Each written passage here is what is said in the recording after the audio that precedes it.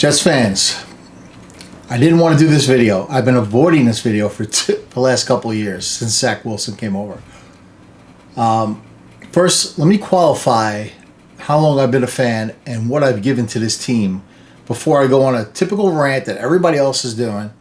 There's a couple points I want to cover that nobody seemed to have brought up yet. Yes, I was drinking the Kool-Aid.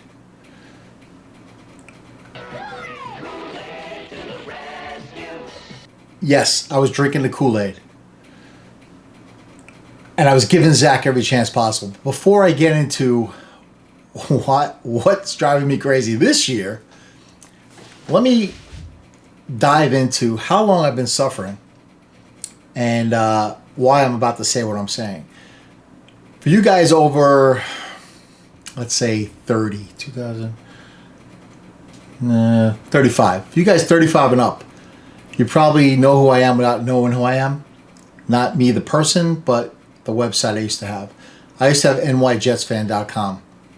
It was one of three main Jets fan sites, the early 2000s, 2000, 2001, 2, 3. Had a lot of fans on there, a lot of members. It was a great time. We all suffered together.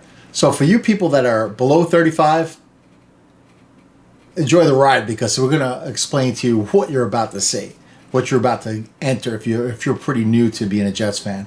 If you're old like me, you'll remember the site. I'm going to go through the site. I'm going to dive into why I've been the way I am.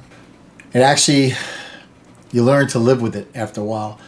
Let me explain how long I've been suffering. I've been suffering since I was about 5 years old when the Jets went to the Super Bowl.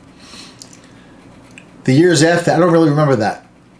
The years after that, I remember Namath taking intentional sacks because his knees were so bad that the only way to stay out on the field was to go down. So he would take intentional sacks.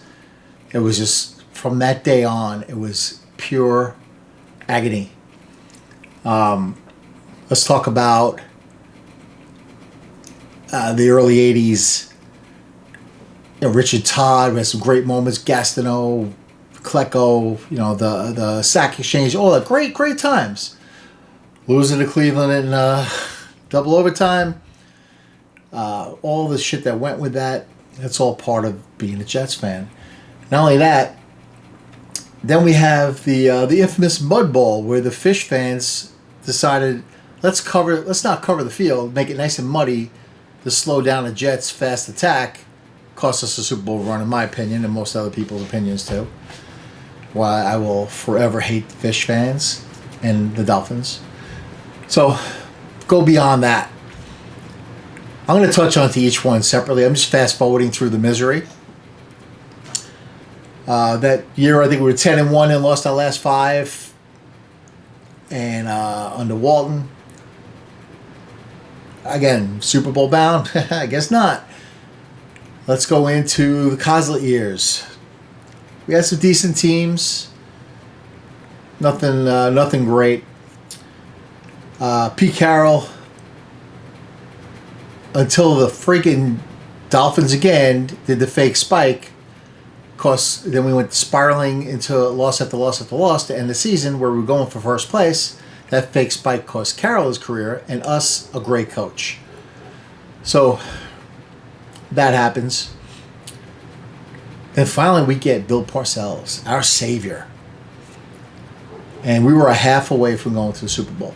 Simple as that. I mean, if Victor Green didn't bite on a pump fake in the second half, we would have beat Denver that year. Byers fumbled the ball. I mean, a lot of key things happen. It happens. It's football. I don't hate them in any way. I'm just saying this is what happens to us. So we lost that AFC Championship game. Next year, all right, we're going to go all the way. Testaverde, Achilles, first game. I didn't even count Neil O'Donnell, the big free agent signing we had a few years before that. Opening game, our left and right tackle were both out. He got killed. So don't even go past that. Forgot about Kool-Aid, adding Kool-Aid into that. And Johnny Mitchell, and that was a terrible team. Oh man, was that a bad team. So Parcells, after that, we still had a good team. Ray Lucas started to come around. We brought in Rick Meyer and all this other shit. Didn't work. Ray Lucas comes in, starts looking good. We got a good team going. The following year, we can make a run. I don't know if we'll go to the Super Bowl. We can make a run. We're winning games, but prior to that, Parcells decides, I'm not going to coach again. Sticks us with Al Groh. Well, let's back up to Belichick. Now, I heard a story about Belichick a while ago that Parcells did something to piss him off on the second day that he was hired, and that's when he scribbled on a piece of paper, I resign, or I quit, or whatever he said. But supposedly Parcells was behind that. I never found out what the real story was on that. But Parcells gave us a little fucking going away gift. So anyway, Al Groh, another long line of terrible coaches. So, you know what happened in that year? We get Herman Edwards. Herman Edwards had no balls. Always played soft cover 2. And we had John Abraham that saved us, but no balls. Then we get Mangini. Mangini's another one, clueless. I couldn't stand watching him coach. He had no clue at all. And then we get Adam Gase. Oh my God, was that terrible? That was almost as Adam Gase hiring was almost as bad as the Kool-Aid hiring. And the Kool-Aid hiring was a knee-jerk reaction to firing Carroll. I'm sorry for jumping all over the place. I don't have this scripted. I didn't think I was doing a video. I'm just jumping around here. I'm sure I skipped some coaches in there. Rex Ryan, I love Rex Ryan. I would still love Rex Ryan to take over this team. Don't start. I like Sal, don't get me wrong. But before we get up to that, Rex Ryan never had a quarterback. Mark Sanchez. He's a hell of a lot better than Zach. But he never really had a quarterback. We had a great defense, smash mouth, running attack. I love Ryan's character. I mean, foot fetish thing, whatever. But let's fast forward. I'm tired of going through the misery. But you can see where I'm coming from. How long I've been suffering. We can talk about drafting Vernon Golston, Johnny Lamb Jones. It doesn't matter. We can do a whole thing on draft picks. Vernon Golston, Johnny Lamb Jones, all the others that just didn't pan out when other good players are on the board. We can go through all that. I'm not going to go through that. You guys now understand where I'm coming from. You understand the suffering. Before I go into last night's game, Monday Night Football. There's nothing worse as a Jets fan to go to a stadium, Monday Night Football. We're finally back on Monday Night Football. Last time I think we got embarrassed like that was Blair Thomas fumble on Monday Night Football. But there's another one. Before we get to that,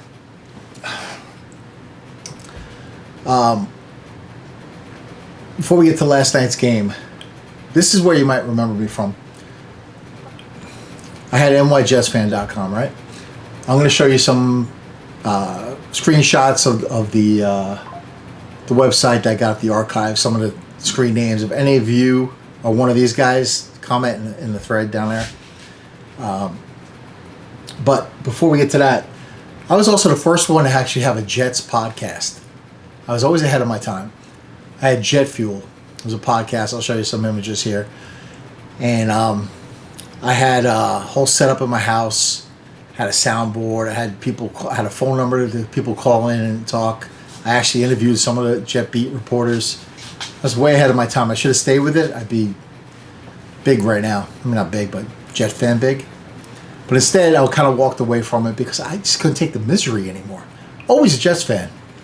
Always have hope. Like, you know, I'm not going to leave now. What am I going to be? I live down in Florida now, but am I going to become a Dolphin fan? Not going to happen. But I'm with the Jets, do or die, till the end.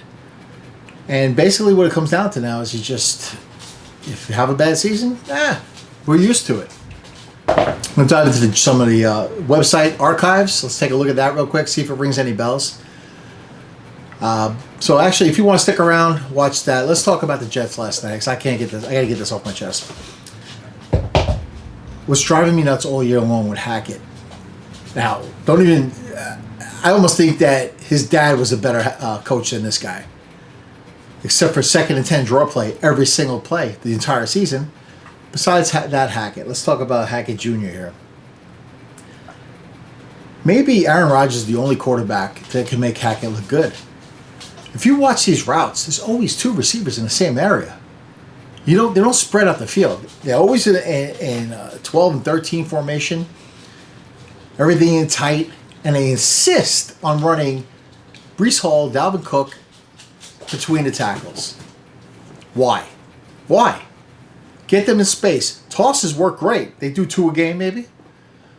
Get some space, some screens, whatever. But they keep running between the tackles. Those are not the type of guys that get between the tackles unless you have a big offensive line that can open some holes. And this O-line can't do that. So besides the fact that, now I don't know, is it Zach Wilson or is it Hackett? The man does not throw downfield. At least keep them honest. Throw a couple downfield to where only your receiver can get it. You overthrow it, who cares? Do it. Keep them honest. But instead, they all know we're going to be 12 yards and in.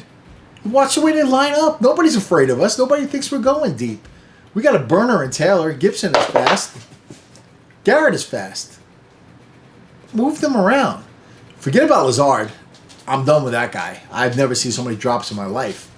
Talk about stone hands. Cobb is too old. Corey Davis retiring killed us. No doubt about it. Corey Davis retiring killed us. No doubt about it. We couldn't pick up a receiver at the deadline. Let's go with the young guys. Let's roll with what we got. But this offense has got to open up. It's sickening watching these plays. Did you see the play last night? Where Zach didn't really have pressure on him. He threw the ball at the feet of, I forgot if it was Cook or Breece. Throws the ball at his feet. If you look up, I think it was Gibson, came wide open in the middle of the field. Every other play, he holds onto it too long. This play, let me kill it right at the feet. The man's wide open in the middle of the field. He doesn't take chances. So I can't imagine it's all on Zach because I think Hackett isn't running routes to clear everybody out downfield or clear anybody out. Everybody's bunched together. There's no imagination at all. Almost as bad as Schottenheimer. Not Schottenheimer. Almost as bad as LaFleur. But you would think Aaron's going to have some say-so in this. So Aaron would say, hey, let's get it to Taylor. Let's go deep to Taylor. They did it in the preseason, but they can't do it during the regular season. No shots at the end zone. It's disgusting. So I'm done with Zach. I'm not drinking that Kool-Aid no more. You got a guy like, what's the name that came in for Pittsburgh. One day on a team, never took any snaps, throwing the ball over the field. He's so much better than Zach with 1 day of practice. He didn't even get practice. I just don't get it. You got Stroud throwing for 500 yards almost. Zach has never taken that step. And I got to believe it's mostly LaFleur and Hackett that handcuffed this guy. The other part is all the mental cobwebs in his head that he's afraid to throw an interception, so he's not throwing the ball downfield. Or there's no receivers open. The Chargers had the worst ranked defense. Chargers had the worst ranked secondary or pass defense, and we couldn't throw on them. They would look like a Super Bowl team. So I'm done with Zach. I'd rather see Tim Boyle at this point. Even Simeon. I don't care. If we want to have any type of chance of getting to Aaron Rodgers later on,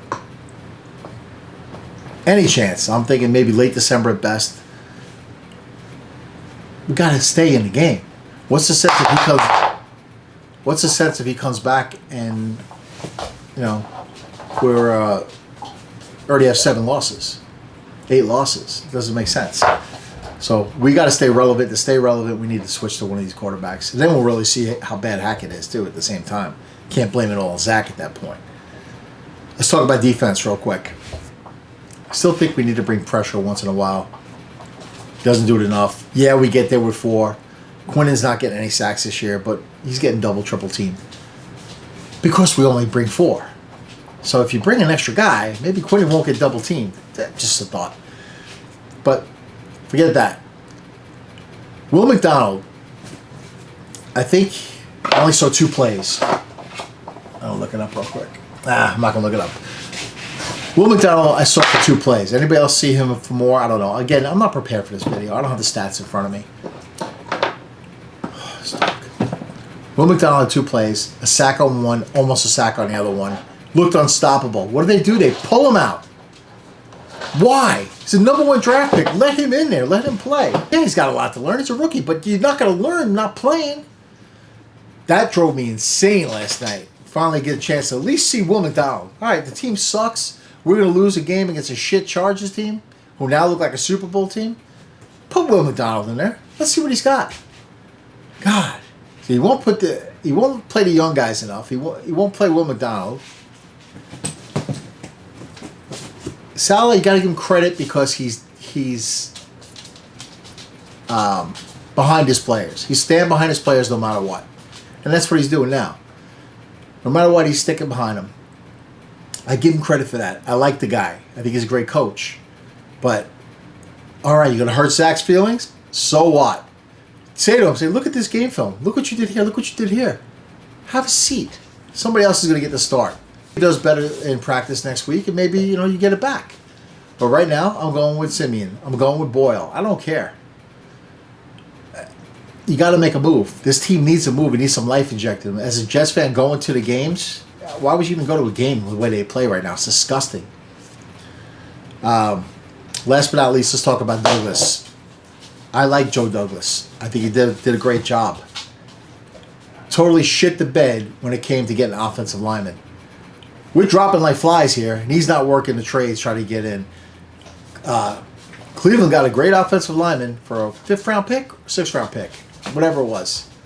We could have used him. Instead of jumping around this line all the time, and if one of those guys went down last night, we were screwed. Get some old linemen in here, and he should have done it before the draft. I mean, yeah, we had a lot of question marks. Should have brought more talent in.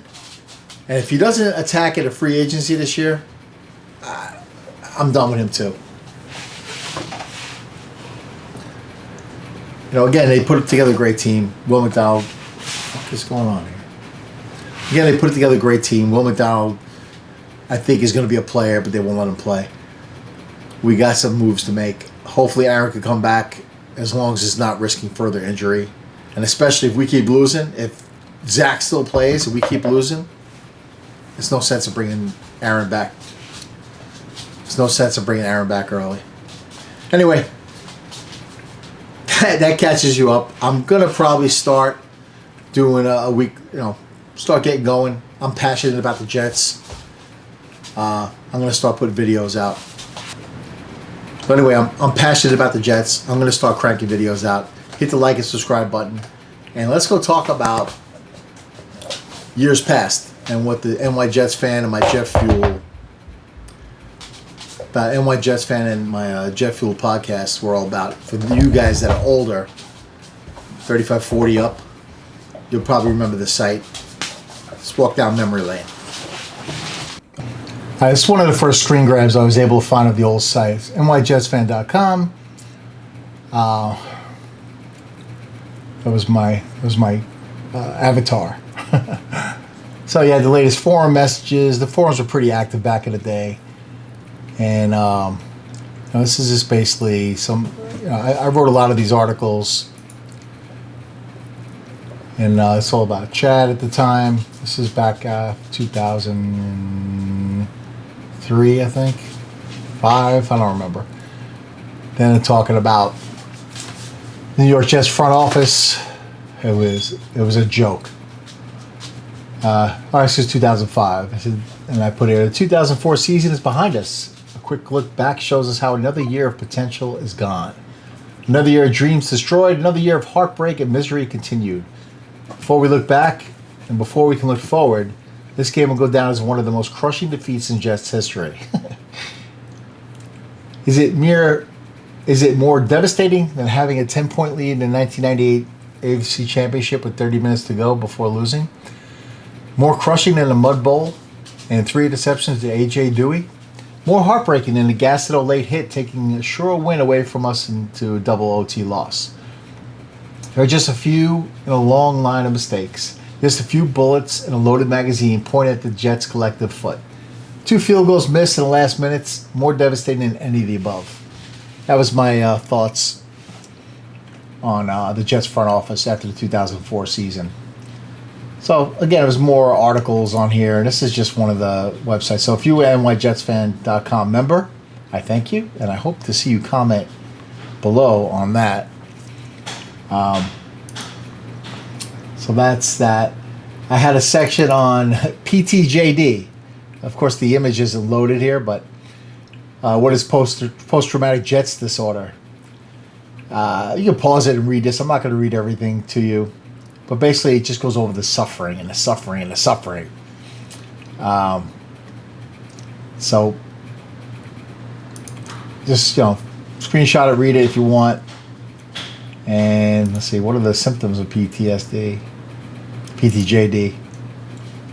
Headaches, gastrointestinal complaints, immune system problems, dizziness, chest pain, discomfort in other parts of the body are common in people with PTJD.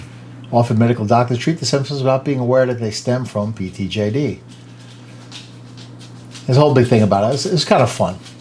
That was PTJD. I had the Hall of Shame. Again, the images didn't load. But about Bill Belichick was one of them. Bill Parcells, which we talked about before.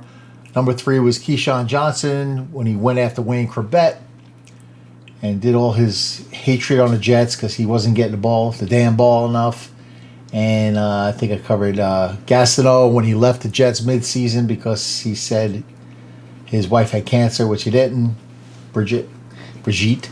And I think Kotite was number 5. I don't know. That was the Hall of Shame. And let's just go over some images from the day. Oops. Is this still recording? Yeah, still recording.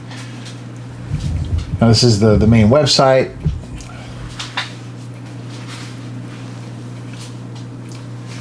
And what else do I have here?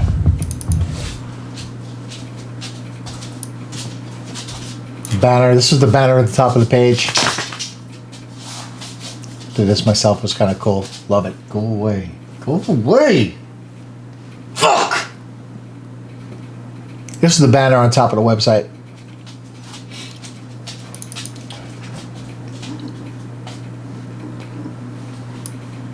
You guys remember our cheerleader? NYJetsFan cheerleader? Not really, but I made her a cheerleader. That's what the forums look like. 50-yard line, Teen Titans for the younger Jet fans, which are probably all you old now. The Man Show was like a restricted room. Night Owl Pub, one of our members passed away. We dedicated a private room to him.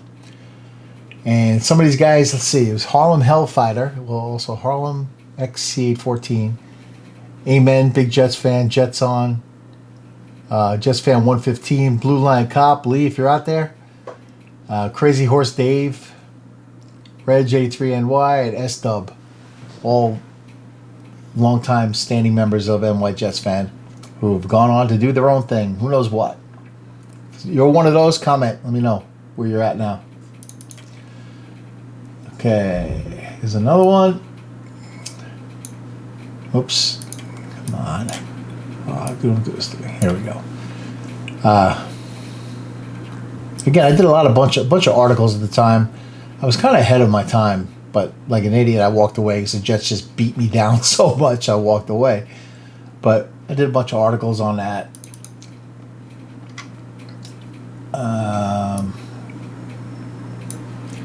This was a advertising spot for Jet Fuel Radio.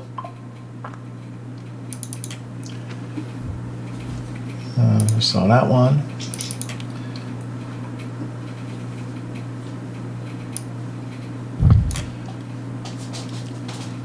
This is a podcast ahead of his time. There weren't podcasts yet. I was Signal Zero on a site, by the way. Lee was Blue Line Cop. So we had, all you need was a, this is way ahead of his time again. And you could access the stream, call in live. This was the ad for, whoops. This was the ad for Jet Fuel.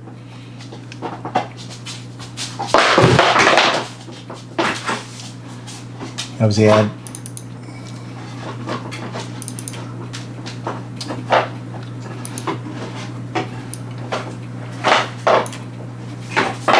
one of the banners. Whoops. One of the banners.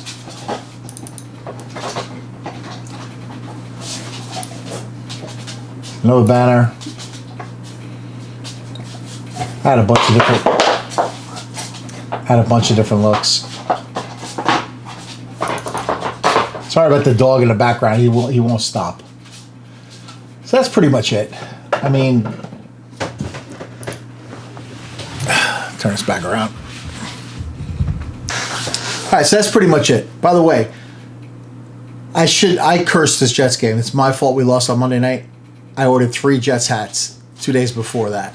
Couldn't wait to start sporting them around, you know, especially in Fishland. It's my fault we lost. I shouldn't have bought those. Just like I shouldn't have bought this jersey. I should have bought a Carl Lawson jersey. So I am the kiss of death on that. So you can blame me if you want. That's pretty much it. If you like what I have to say, and you want to talk Jets, maybe I'll jump into the ring here and start, giving it from a different point of view. I'm not going to give you all the rose-colored glasses look at the Jets. I'm going to tell you what's wrong. A lot of people don't want to talk about what's wrong. They want to just, oh, let's look on the bright side. There is no bright side right now. Change has to be made for this team to move forward. And Salah won't do it. He's going to stand behind Zach. Maybe Simeon is so bad in practice and Boyle is so bad in practice that they think their best chance is Zach. Maybe Aaron is being showing allegiance to Zach. And maybe Aaron's trying to say, no, we got to stay with Zach. And they don't want to piss Aaron off. But I'm telling you what, if we didn't have Aaron, Hackett would be already on the way out, in my mind. Because Aaron can make anybody look good. And something has to happen. I don't know what it is. But sometimes change for the sake of change is good. And this is what needs to be done. We need to go out there and put something else out, a different product. Jet fans are going to start, the Boo Birds are going to be out like crazy the next game. Now we got the Raiders, who are a resurgent team. They love their coach. They're not as good as us, but you know what? How many offenses are as bad as us? Let's look at it that way. So we should have no problem with the Raiders, but we should have had no problem with the Chargers on Monday Night Football. So anyway, hit the like and subscribe. I would appreciate it. If you've been on my NYJetsFan site, comment below. I'd love to catch up, see where you've been. And if I get enough of a turnout on this, I'll keep these videos coming. Until then, go Jets.